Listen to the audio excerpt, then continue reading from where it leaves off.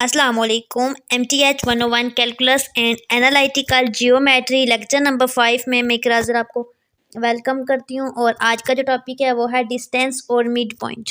ठीक है, सबसे पहले तो आपके पास जो पहले वाली इक्वेशन थी वो आपके पास उसकी जो वेरिएबल था एक्स या वाई जो भी यूज़ हो रहा था उसकी पावर 1 थी, लेकिन इसमें आपके पास पावर स्केयर में आ रही है। देखिए स्केयर, तो इस टाइप की इक्वेशन को सॉल्व करेंगे। ठीक है, तो इसके लिए हम यूज़ करेंगे डिस्टेंस बिटवीन 2 पॉइंट। जैसा कि आपने पिछले लेक्चर में पढ़ा कि आपने कैसे एक ग्राफ के अंदर पॉइंट थे ऐसे।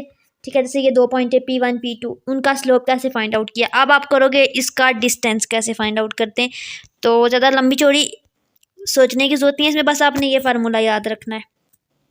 डिस्टेंस निकालना है अगर किसी भी चीज़ का तो ये फार्मूला इंपॉर्टेंट है, ये आप इसको हाईलाइट कर लें। ठीक है, इसको आप कॉपी पे लिख लें, इसको याद कर लें। ठीक है, x2 माइनस x1 का square plus y2 minus y1 का स्केयर। अब x2 x1 y2 y1 क्या है, 2 पॉइंट है।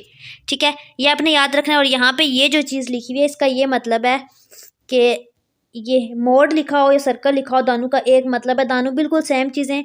जस्ट पहली वाली में मोड में लिखा हुआ है, दूसरी में इसको स्केयर ब्रैकेट में लिखा हुआ है। अच्छा, इसकी एक एग्जांपल कर लेते हैं। ये आपके पास दो इस तरह का क्वेश्चन आएगा पेपर में, जब आएगा ना find the distance between the point this and this. ठीक है, इस तरह से आपका क्वेश्चन आएगा। 2 पॉइंट है, इनका डिस्टेंस फाइंड आउट करना है। अब डिस्टेंस कैसे फाइंड आउट करते हैं, x2 minus x1 y2 minus y1। इस वाली को आप कहते हो x1, इस वाली को कहते हो x2 और 3 को कहते हो y1 और 7 को कहते हो y2। ठीक है, तो यहाँ पे 1 यानी कि x2 माइनस x1 का square plus y2 minus y1 का स्केयर। ठीक है, इसको सॉल्व आउट किया, कैलकुलेट किया और आपके पास आंसर आ गया 5। इसी तरह आप किसी भी 2 पॉइंट का डिस्टेंस फाइंड आउट कर सकते हो। नेक्स्ट एग्जांपल में आपके पास क्या कहा गया है, show the points this and this are vertices of right angle triangle. ये 12th क्लास के चैप्टर नंबर 4 में 4.1 में यही क्वेश्चन है। ठीक है, पीछे भी मैंने आपको बताया था। ABC आपके पास 3 पॉइंट है। ठीक है, उनका डिस्टेंस आपने कैसे फाइंड आउट करना है, तो मैंने क्या कहा था कि डिस्टेंस के लिए आपके पास 2 पॉइंट होने चाहिए, जबकि यहाँ पे 3 पॉइंट है। तो आपने पहले क्या करना है, और A और B यानी कि 2 पॉइंट का पहले डिस्टेंस निकालना है, डिस्टेंस फार्मूला से जो ऊपर बताया है। फिर नेक्स्ट में 2 का निकाला है एंड देन लास्ट में 2 का निकाला है। और अब तीनों को फाइंड आउट करने के बाद क्या कहना है कि ये राइट एंगल के वर्टिसेस हैं। अब राइट एंगल होती क्या है, यहाँ पे देखें, एक ट्रायंगल जिसकी शक्ल ऐसी हो और जो 90 डिग्री का एंगल बना रही हो उसको हम कहते हैं राइट एंगल ट्रायंगल। ठीक है, अब बात आ जाती है, कह रहे हैं कि ये इसके वर्टिसेस कैसे प्रूव होगा, तो इसको हम पाइथागोरस थ्योरम भी कहते हैं, राइट एंगल भी कहते हैं। और इसमें खास बात ये होती है कि ये जो साइड है, ये वाली साइड है, ठीक है, इसका स्केयर होता है दोनों साइड के स्केयर के इक्वल। लेट्स सपोज कि ये मेरे पास साइड है, इसको मैं कहूँगी C और इसको लेट्स सपोज मैं कह देती हूँ A। ठीक है, ठीक है, तो बड़ी वाली साइड का स्केयर यानी कि इस वाले साइड का स्केयर BC का स्केयर। ठीक है, BC का स्केयर लिखूं या AB का स्केयर, ये BC का स्केयर इज इक्वल टू ये वाली साइड का स्केयर। ठीक है, BA या AB का स्केयर या फिर AC का स्केयर। समझ आ रही है बात की, इसके इक्वल होता है। अगर दोनों के आंसर सेम आ गए तो उसका मतलब है कि ये पाइथागोरस थ्योरम है, यानी कि ये राइट एंगल है। तो अब करते हैं इसको सॉल्व आउट। तो यहाँ पे अगर देखा जाए AB का स्केयर मेरे पास क्या है, स्केयर रूट ऑफ 90। ठीक है, 90 स्केयर रूट ऑफ 90 का स्केयर, A का स्केयर प्लस AC का स्केयर क्या है मेरे पास, स्केयर रूट ऑफ 10 का स्केयर। ठीक है, ये बात आ गई, ये चीज़ आपस में कैंसिल हो जाएगी, ये भी तो आ जाएगा 90 प्लस 10 100। ठीक है, ये चीज़ आ गई मेरे पास। और इस साइड पे है BC का स्केयर, तो BC हमारे पास 10 है, तो 10 का स्केयर लेंगे तो वो भी हमारे पास 100 हो जाएगा। यानी कि ये चीज़ प्रूव हो गया, दोनों इक्वल है, यानी कि ये राइट एंगल है, यानी कि ये पाइथागोरस थ्योरम है, यानी कि ये पॉइंट राइट एंगल ही है। इसी तरह आपने मिड पॉइंट निकालने के लिए क्या करना होता है, आपके पास 2 पॉइंट होते हैं, उन 2 पॉइंट को डिवाइड कर दो 2 से। लेट्स सपोज कि A प्लस B 2 पॉइंट है, उनको 2 से डिवाइड कर दो, आपके पास मिड पॉइंट आ जाता है। 2 पॉइंट गिवन होंगे, जस्ट ये फार्मूला लगा के आपने मिड पॉइंट को कैलकुलेट करना है, इसमें ज़्यादा डीप जाने की जरूरत नहीं है। नेक्स्ट है, ये आपके पास 2 पॉइंट गिवन है, इनका आपने मिड पॉइंट कैसे निकालना है। तो मैंने आपको बताया कि दोनों पॉइंट को सम करके डिवाइड करोगे 2 से, तो आपके पास मिड पॉइंट आ जाएगा। लेट्स सपोज कि मिड पॉइंट x का अलग निकालेंगे और y का अलग निकालेंगे, तो x का मिड पॉइंट इक्वल होगा sum of x divided by 2 sum of y divided by 2। अब देखिए x की वैल्यू आपके पास क्या है, 3 और 7, तो 3 + 7 10 और -4 + 2 -4 + 2 which is equal to 5, x is equal to 5 और y इज इक्वल टू -2/2 और ये कट डाउन होके हो जाएगा -1। 5 और -1 आंसर आ जाएगा, ये देखें यहाँ पे। इसी तरह आप किसी भी पॉइंट का मिड पॉइंट निकाल सकते हैं। उसके बाद सर्कल की एक इक्वेशन होती है जो कि आपने याद रखनी है। ये इंपॉर्टेंट इक्वेशन है और ये आपके पेपर में आ सकता है, क्वेश्चन भी, MCQs भी। इसमें आपके पास 2 पॉइंट ऐसे लिखते हैं, x - x0 का स्क्वायर प्लस y - y0 का square under the root is equal to r। r हमारे पास होता है रेडियस और x x0 एक पॉइंट है, y और y0 एक पॉइंट है। सिंपली आपने अगर सर्कल के बारे में लिखना है तो आपने लिखना है 2 पॉइंट है, एक ये वाला और एक ये वाला, ठीक है, और उनमें है ये रेडियस हो और आपके पास ये वाली इक्वेशन फॉर्म करे तो उसको हम कहते हैं सर्कल। अच्छा, सर्कल के बारे में थोड़ा सा मैं आपको बता दूं, ये सर्कल का होता है सेंटर, ठीक है, इसको हम कहते हैं सेंटर। और ये हमारे पास सर्कल का कोई भी पॉइंट होता है और सर्कल का सेंटर से लेकर किसी भी पॉइंट का फासला, यानी कि यहाँ से सेंटर से लेकर यहाँ पे पॉइंट बनाओ, सर्कल की बाउंड्री जो होती है यहाँ पे किसी भी जगह पे, वो फासला जो होता है हमारे पास कहलाता है आर, यानी कि रेडियस XY, ठीक है। और सर्कल की एक खास बात यह है कि सर्कल का रेडियस सेंटर से लेकर किसी भी पॉइंट का फासला लो वो एक ही होता है, यानी कि आंसर एक ही आता है। अच्छा, नेक्स्ट है हमारे पास x माइनस ये जो ऊपर वाली इक्वेशन थी ना स्क्वायर रूट के अंदर, वही है, लेकिन इन्होंने क्या किया, स्क्वायर दोनों साइड पे लेके इस चीज़ को खत्म कर दिया और यहाँ पे r स्क्वायर बना दिया है। ये वाली इक्वेशन बात कर रही हूँ, ये जो इक्वेशन थी ना ये वही है। यहाँ पे इन्होंने स्क्वायर रूट लिया है दोनों साइड पे और ये चीज़ कट किया और यहाँ पे r स्क्वायर आ गया और ये आपके पास न्यू इक्वेशन आ गई है। अब आप इस इक्वेशन को आगे यूज़ करोगे। अच्छा, इसमें कहा क्या गया है, एक एग्जांपल है ये, find an equation of circle. आपने एक सर्कल की इक्वेशन को फाइंड आउट करना है, तो आपको पता है कि ये सर्कल की इक्वेशन ये वाली होती है। आपके फौरन माइंड में आ जाना चाहिए कि ये वाली इक्वेशन यूज़ होगी और उसका रेडियस 4 है, यानी कि हमें r भी दिया गया है यहाँ पे और सेंटर उसका -5 और 3 है, यानी कि सेंटर भी हमें दे दिया गया है। और सेंटर आपको पता है ये जो x0 y0 होता है इसको हम सेंटर कहते हैं और ये जो x y वाला पॉइंट है इसको हम रेडियस कहते हैं। अब इसको आपने सॉल्व आउट करना है, तो यहाँ पे मैं आपको सॉल्व आउट करवाती हूँ। x - x0 है, ठीक है, तो x एज इट इज़ आ जाएगा, -x0 सेंटर है तो x ये वाला पार्ट होता है, -5 है तो माइनस माइनस +5 हो जाएगा और इसका square plus y - y0, y - y0 आपके पास होता है 3, तो 3 का square is equal to r का स्क्वायर। r आपके पास क्या है, अब रेडियस है आपके पास 4, तो 4 का स्क्वायर हो जाएगा 16।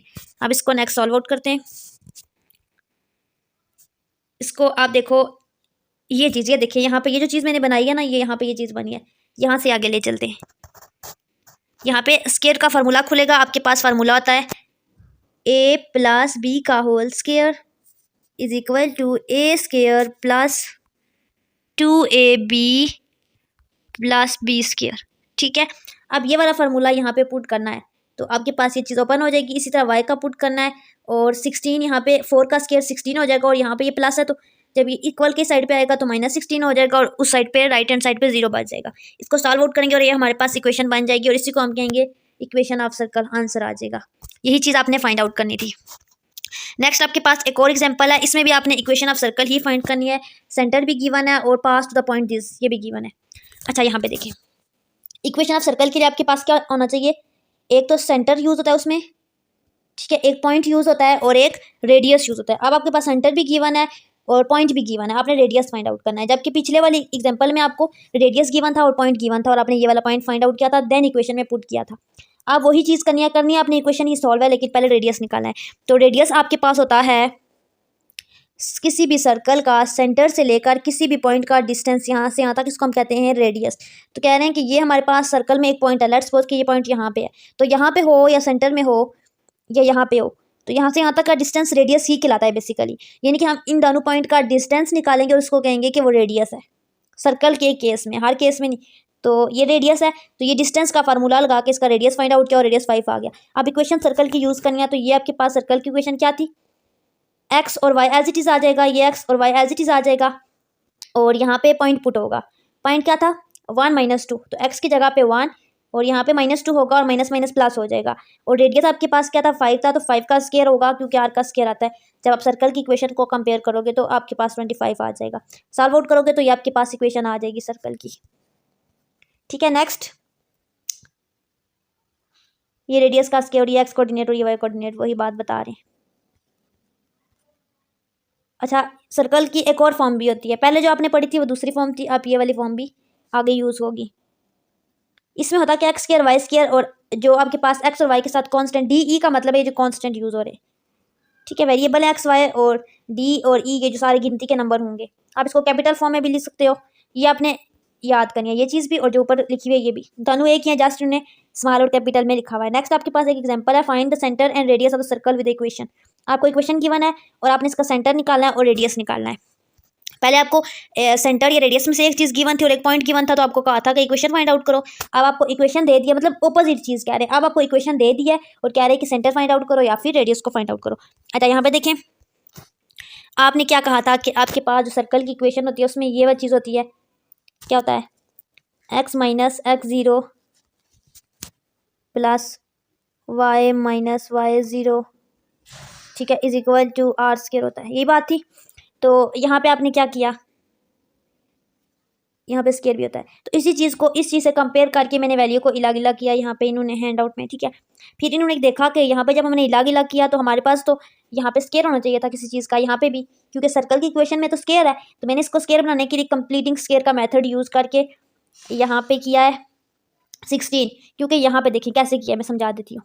एक्स स्क्वायर माइनस 8x था ना, एक्स स्क्वायर माइनस 8x, तो मैंने फार्मूला पढ़ा था कि a square plus b square is equal to a plus b का whole square is equal to a square plus 2ab plus b square, ठीक है। तो यहाँ पे अगर मैं उसी इक्वेशन को कंपेयर करूँ यहाँ पे, तो देखें मेरे पास है एक्स स्क्वायर यानी कि ए का स्क्वायर, ठीक है, माइनस 2a। अब मुझे बी नहीं पता क्या आएगा, तो मैं अगर यहाँ पे देखूँ तो यहाँ पे 8x है, तो मैं यहाँ पे नीचे क्या करूँ कि 8x बन जाए। तो अगर यहाँ पे मैं 4 लिख दूँ तो ये देखें 4 2 8 और x बन जाएगा, यानी कि मुझे यहाँ पे 4, तो जो भी b होगा वो मेरे पास 4 का स्क्वायर होगा।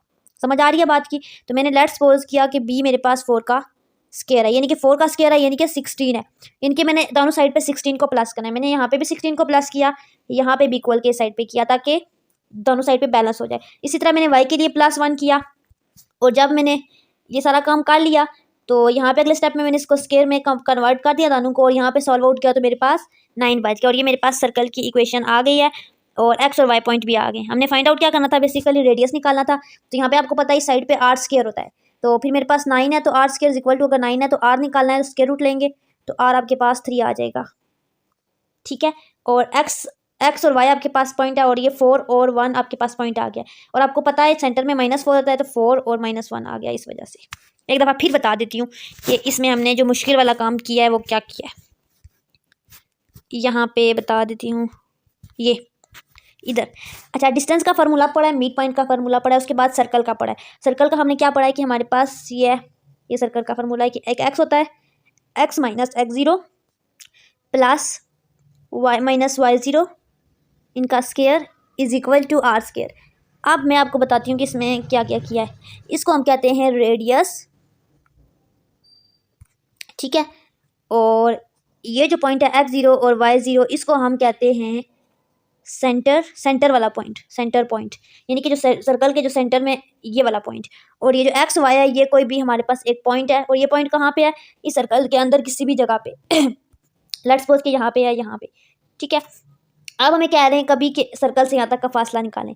अच्छा, जब बात आई है सर्कल की जो हमने एग्जाम्पल की है, मेन चीज़ें वो करते हैं, बाकी तो ईजी है। अच्छा, पहले हम एक एग्जाम्पल गिवन थी सबसे, उसमें हमें क्या किया, इन्हें 2 पॉइंट गिवन थे, ये वाला भी एक एग्जाम्पल, और कहा है कि आप इस रेडियस को फाइंड आउट करो, ठीक है। तो आपने इस तरह से सॉल्व आउट कर लिया। फिर हमें कहा है कि आपको रेडियस भी गिवन है, आपको सेंटर भी गिवन है, तो आप ये पॉइंट फाइंड आउट करो। यानी कि इन तीनों चीज़ों में से ये जो चीज़ है, एक ये वाली पॉइंट और इस सेंटर पॉइंट और रेडियस, इन तीनों चीज़ों में से 2 चीज़ें आपको गिवन होंगी और आपने तीसरी चीज़ को कैलकुलेट करना है, ठीक है। अब आप कर सकते हो इजीली, और तीनों में यही चीज़ यूज़ होगी इक्वेशन। अब ये जब आपने कर लिया, आपको साथ ये कहेंगे कि इसकी इक्वेशन को फाइंड आउट करो, तो आप इन तीनों चीज़ों को यूज़ करके, या इनमें से 2 चीज़ें आपको गिवन होंगी और एक नहीं गिवन होगी, तो आप इस चीज़ थर्ड वाली चीज़ को फाइंड आउट कर सकते हो। अब एक और केस भी आ जाता है लास्ट वाले एग्जांपल में, जैसा कि आपको इक्वेशन तो दे दी गई थी और कहा था कि ये चीज़ें फाइंड आउट करो, तो आप ये फाइंड आउट कर सकते हो। अगर आपको वीडियो समझ नहीं आई आज की, ठीक है, तो आप मुझसे व्हाट्सएप पे कांटेक्ट कर सकते हो। अच्छा, नेक्स्ट है, ये इसके कुछ केस हैं, ये सारा रीड आउट करने वाला, ये आप रीड आउट कर लेना। अच्छा, इनके आपने ग्राफ ड्रा करने ऑफ पैराबोला का, एज MCQ आ सकता है, ये आपको वैल्यू दे देंगे या फिर कहेंगे, या आपको इस तरह का ग्राफ दे देंगे, ये वाला, एमसीक्यूज़ में या क्वेश्चन में इस तरह का ग्राफ दे देंगे और कहेंगे कि वर्टेक्स ऑफ पैराबोला निकालें। तो इसका फार्मूला तो है माइनस, अगर तो आपके पास आपने देखना है पैराबोला ओपन कहाँ पे, अगर तो इस टाइप का पैराबोला इस शक्ल का तो -b/2a, और इसके साथ ये केस है कि a इज़ ग्रेटर देन 0, ये केस आपने याद करना है, ये चीज़ और ये चीज़ डिफरेंस आपको पता होना चाहिए। Next thing is sketch the graph, ठीक है, आप ग्राफ ड्रा कर सकते हो इजीली।